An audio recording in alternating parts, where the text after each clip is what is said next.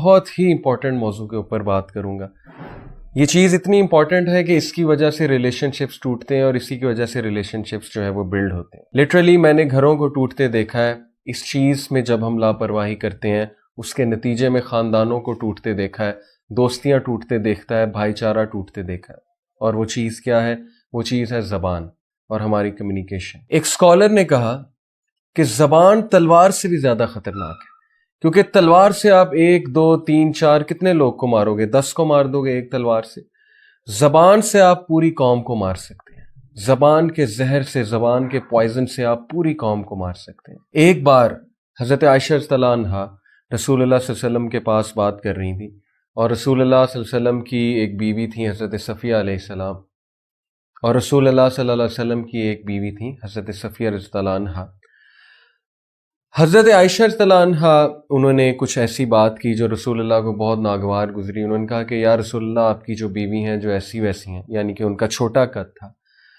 تو ڈیو نو کہ رسول اللہ صلی اللہ علیہ وسلم نے کہا کہ عائشہ، آپ نے اتنی کڑوی بات کی ہے کہ اگر اس کو سمندر میں ملا دیا جائے تو سارے کے سارے سمندر کڑوے ہو جائیں۔ کین یو بلیو اٹ کہ رسول اللہ صلی اللہ علیہ وسلم اس بات کو کہہ رہے ہیں کہ کتنی کڑوی ہے؟ اور یقین جانیے کہ ہم روز مرہ اپنی لینگویج میں، اپنی باتوں میں کیسی فضول باتیں کرتے ہیں، کتنے لوگ کو کوستے ہیں، تانے دیتے ہیں، میمز بناتے ہیں، ان کا جوکس بناتے ہیں، ان کی چغل خوری کرتے ہیں، بیک بائٹنگ کرتے ہیں، اور کس انداز سے ایک دوسرے کو پکارتے ہیں، ایک دوسرے کا دل توڑتے ہیں۔ اسلام تو اتنا زبردست وے آف لائف ہے کہ یہ انسان کی ایک ایک چیز کا خیال رکھتا ہے، ایک ایک احساس کا خیال رکھتا ہے۔ کین یو بلیو اٹ کہ رسول اللہ صلی اللہ علیہ وسلم نے ہمیں یہ بھی سکھایا کہ جب 3 لوگ بیٹھے ہوں تو 2 لوگ سرگوشی نہ کریں۔ کیوں؟ کیونکہ تیسرے کو برا لگے گا، تیسرے کو یہ احساس ہوگا کہ شاید میرے بارے میں کوئی بات ہے، یا شاید یہ مجھے انکلوڈ نہیں کر رہے۔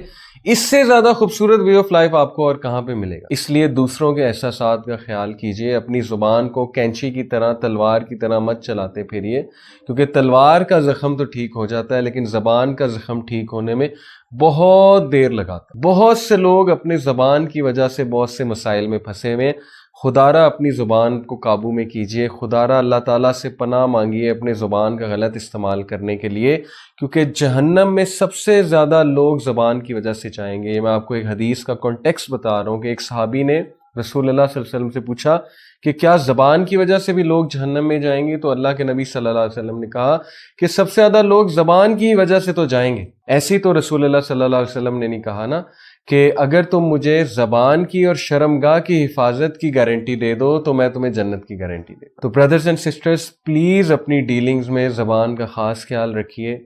یہ چیز آپ کو پتہ ہونی چاہیے، کیا چیز بولنی چاہیے، کیا چیز نہیں بولنی چاہیے، کون سی بات کرنی ہوتی ہے، کون سی بات نہیں کرنی ہوتی۔ یہ آرٹ ہمیں سیکھنی پڑے گی تاکہ ہمارے ریلیشن شپس جو ہیں وہ بچ سکیں، امپروو ہو سکیں۔ اللہ تعالیٰ ہم سب پہ اپنا خاص رحم و کرم فرمائے، ہمیں سمجھ دیں، ہمیں وزڈم دیں زبان کا استعمال کس طرح سے کیا جائے۔ اور اگر میں آپ کو حدیث سناتا جاؤں زبان کے استعمال کی وعید پر، تو ہو سکتا ہے کہ آپ لوگ آج سے ہی ٹھان لیں کہ ہمیں بولنا ہی نہیں چاہیے اور ہمیشہ خاموش ہی رہنا چاہیے۔ تو خاموشی بھی ایک بہت بڑی وزڈم کی نشانی ہے۔ اللہ تعالیٰ ہمیں خاموش رہنے کی بھی توفیق عطا فرمائے۔ جزاکم اللہ خیر۔ السلام علیکم ورحمۃ اللہ